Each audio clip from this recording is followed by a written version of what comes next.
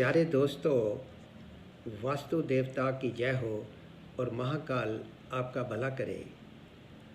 आज हम अपने शौचालय टॉयलेट के एक बहुत ज़रूरी फिक्सचर WC पॉट पर बात करते हैं। WC इसकी पोजीशन और प्लेसमेंट कैसे और किस दिशा में हो। दोस्तों, पहले टाइम पर टॉयलेट्स मेन घर से थोड़े दूर होते थे, मल भी सड़ता रहता था, जो नकारात्मक ऊर्जाओं का स्रोत होता था। लेकिन आजकल जगह की कमी और आधुनिक आर्किटेक्चर और लाइफस्टाइल की वजह से टॉयलेट घर के अंदर या बेडरूम से अटैच बनते हैं। अब इन टॉयलेट्स में WC की पोजीशन पर विद्वानों के अलग अलग मत हैं। कुछ कहते हैं कि WC पॉट की पोजीशन नॉर्थ साउथ रखो, कुछ कहते हैं पॉट की पोजीशन ईस्ट वेस्ट रखो। जो नॉर्थ साउथ के विरोध में है वह तर्क देते हैं कि अगर नॉर्थ साउथ के पॉट पर साउथ को मुख करके बैठते हैं तो क्योंकि साउथ यम देवता की दिशा है, तो मतलब आप मौत को बुला रहे हैं।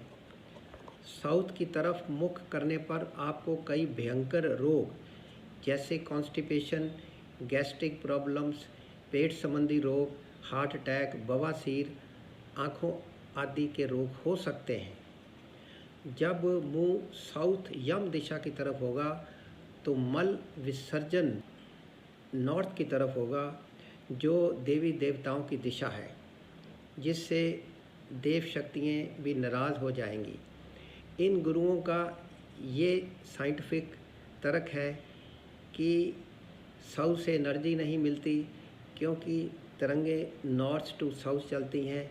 ये सच है कि मल विसर्जन के वक़्त कुछ एनर्जी लगती है, पर सवाल ये है कि फिर हम कौन सी दिशा को फेस करके मल त्यागें। ईस्ट वेस्ट करेंगे तो ईस्ट में सूर्य देवता नाराज़ हो गए, अगर वेस्ट को फेस करेंगे तो फिर हमारे पितर नाराज़ होंगे। दोस्तों, हम अपने अनुभव के आधार पर हज़ारों भवनों में पॉट की पोजीशन पर रिसर्च करके इस नतीजे पर पहुँचे हैं कि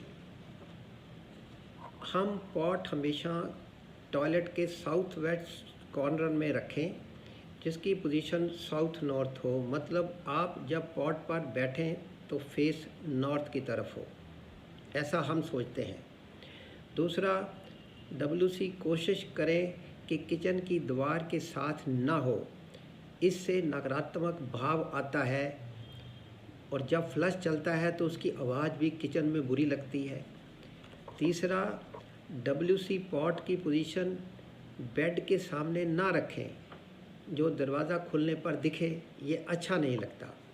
मेरे अनुभव से दोस्तों को आग्रह करूँगा कि वह दिशा का वहम कम करें और पॉट पर बैठकर मल क्रिया को ध्यान से करें। ये नेचर परमात्मा की नीति के हिसाब से है, इसलिए इस कर्म को अच्छे से करने के लिए नीचे कुछ लिखी बातों को ध्यान में रखें। मल त्यागने में आसानी होगी, ये कर्म भी ठीक होगा और सारा दिन अच्छा रहेगा। अब पहला है, पॉट पर बैठने से पहले मल आसन करें। दूसरा है, मल त्यागने से पहले 2 गिलास गुनगुना पानी पिएं। तीसरा है, पॉट पर सिगरेट ना पिएं, अखबार इत्यादि ना पढ़ें। चौथा है, पॉट पर मोबाइल फ़ोन को यूज़ न करें क्योंकि वह भी नकारात्मक तरंगें कैच कर सकता है और मल त्यागने से आपका ध्यान हट जाएगा। 5वां नंबर, प्रभु की जो पिक्चर्स हैं उनको फॉरवर्ड मत करो, देवी देवताओं की शक्तियों का अपमान होता है। 6वां नंबर, ज़ोर ज़ोर से बिजनेस पर कोई भी बात है ज़ोर ज़ोर से मत करो जब पॉट पे बैठे हैं। मतलब कि सारा ध्यान और शक्ति मल त्यागने पर रखें। तभी देखो गांव में या छोटे शहरों में बीमारियां कम हैं और बड़े शहरों में बीमारियां ही बीमारियां हैं, जिस घर में जाओ इतनी बीमारियां हैं। तो दोस्तों, हमें वहम नहीं पालना कि मेरे टॉयलेट का पॉट गलत है इसलिए मैं बीमार हूँ।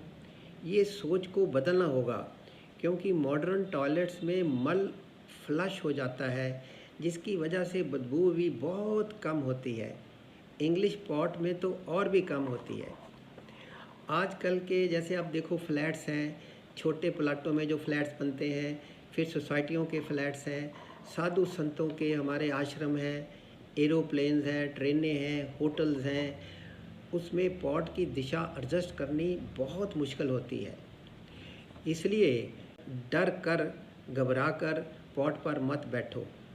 इसको एक ज़रूरी दैनिक क्रिया समझ कर करो। टॉयलेट के पॉट को साफ रखो। वाटर जेट्स की पोजीशन अच्छी तरह रखो। टॉयलेट को हवादार रखो, खिड़कियां लगाओ उसमें।